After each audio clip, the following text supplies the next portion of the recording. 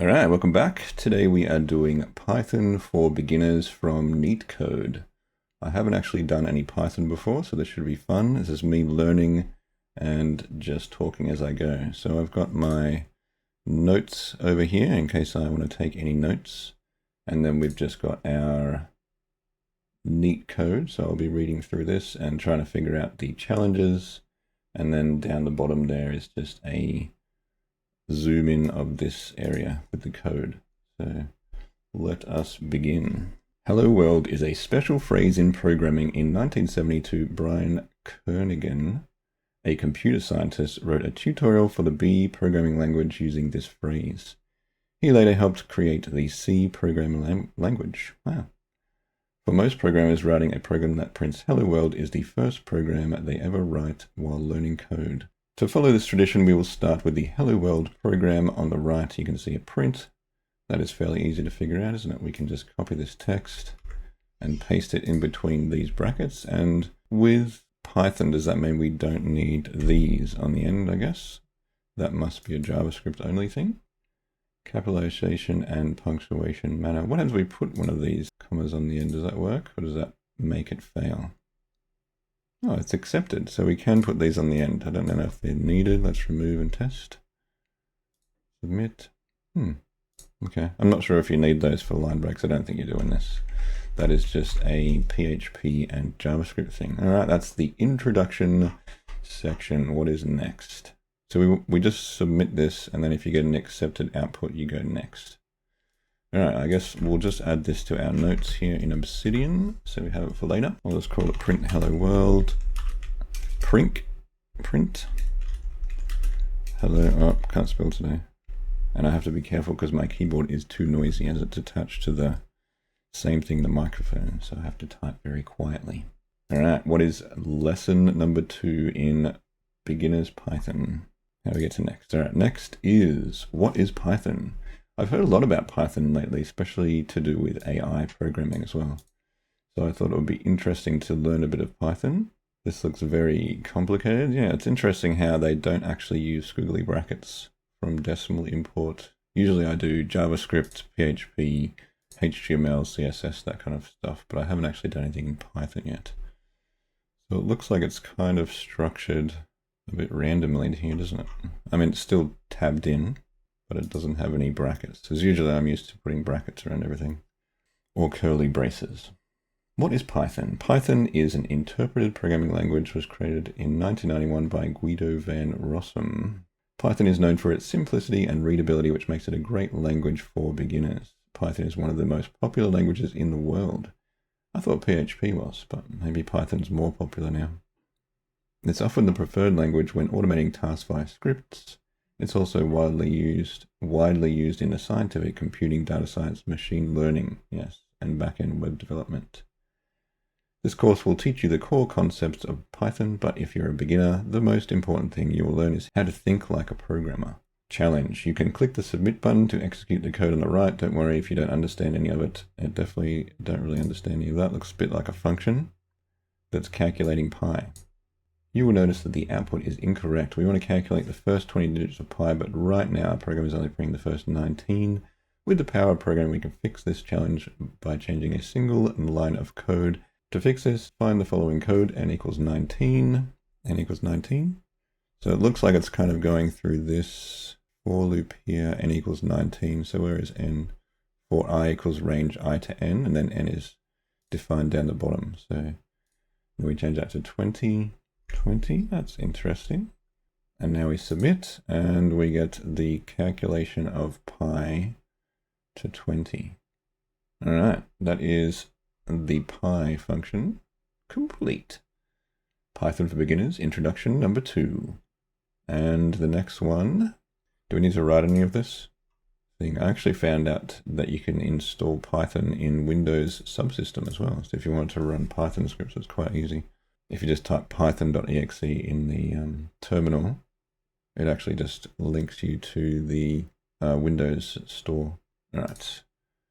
Python for beginners, number 3. Let's go next. Execution order. In programming, code is generally executed line by line from top to bottom. This holds true for Python code as well. This means that the order in which you write your code is important, as it prints 1, 2, 3, and 4. We will have to rearrange this, won't we, in the correct order. For example, the following code, first, second, third, will output first, second, third. Yeah, makes sense. In the code editor, there are 3 print statements. We have to arrange these so that they are in the correct order. 4th, 5th, 6th. There we go. Submit. Done. I like it. It's easy. Challenge accepted. It prints in the order that they are listed. That makes sense. Printing text. We already did that, didn't we? Earlier we printed hello world to the console. You may have noticed that we use double quotes. Some languages like Python and JavaScript also allow you to use single quotes to define a string, and usually they do that when you're putting a variable in there. A string is just a sequence of characters, yes. So this would be an invalid string. What if we wanted to print that? Then we would put in, this will cause an error because it has too many quote marks. So we can actually backslash the quote, backslash that quote, but it makes it look quite complicated when you do that sometimes. But that probably does work. And then it should print those. Challenge, backslash the quotes. Accepted, yes. We can backslash quotes, so we can put that in here, I suppose. So if we wanted to put quotes in hello world, we could just put in hello world and then backslash quote. Can you put a cow emoji in there? Output's going to be incorrect. Oh, it does. There we go. Hello world with cow emoji. But it's incorrect, but it does work. All right, on to the next one after we submit this. Hello world cow emoji. All right, we're nearly there. We've done introduction part 4. What's introduction part 5? Soon we will be Python masters together. Code errors. Earlier, if you attempted to run the code, it was incorrect. Can someone please add a closing parenthesis? What is a parenthesis? I'm not sure. Print, my favorite quote is to be, we might have seen an error in the console. It shows you where the error is. This is the result of an error in our code. Is it a syntax error? Syntax errors occur when the code is not written correctly according to the rules of programming language. Yes, that makes sense. Challenge, in the code editor, there is a syntax error. Correct the code so it prints the following text into the console. Obviously, there's no code here, so it doesn't know what to do. But if I could reduce my, I can reduce it. There we go, that's easier. So we want to have it print this to the console because it's missing this closing. I thought it was called a bracket. There you go. Guess they're called parenthesis, not a bracket. So there you go, see? Learning something else today. Fixing error in code, standard error. It just says it was never closed. So that makes sense, doesn't it? And it shows you the line and what's missing, almost. AI could probably figure that out for us, couldn't it? Add the end add the end regular bracket to fix. And now we're nearly onto the last challenge for introduction for Python. What is the last one? Fixing errors in code. In program, we can annotate our code without affecting the output. Comments, nice. Comments are ignored by the interpreter. Yes, how do we add a comment? With a hash. So we add comments on this language with a hash. Challenge, your task is to fix the code without deleting any of the lines. So we just want to put hashes in between these. Nice and easy. How to comment code. Let's write that. Commenting code. What if I put in Python here? Because we are marked downing.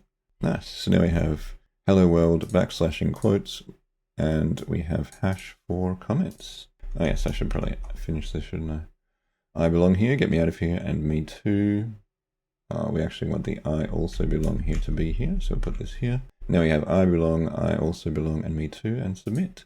Finished the Python for Beginners introduction section. And we learned hello world backslash quotes and commenting code. All right, let's move on to the next section, which I'll probably do in the next video. All right, this is actually really good. I like Neetcode. I only just discovered it today. Python for Beginners, and we're doing the next section after the beginners, which is variables. This is probably part 2 of this, I guess. Variable declaration. This is 10 parts in this. Earlier we printed the hello world string to the console. After it was printed, we couldn't reuse that string unless we retyped it from scratch. As shown below, you print it twice, it does it twice. Makes sense? What if we wanted to use the string multiple times in our code? So we can change this into a variable. by typing message. So in Python, you don't even have to say var or anything like that. I guess I'm used to PHP and other languages where it has var, but this just says message equals hello world, and that makes it a variable. It's very clever.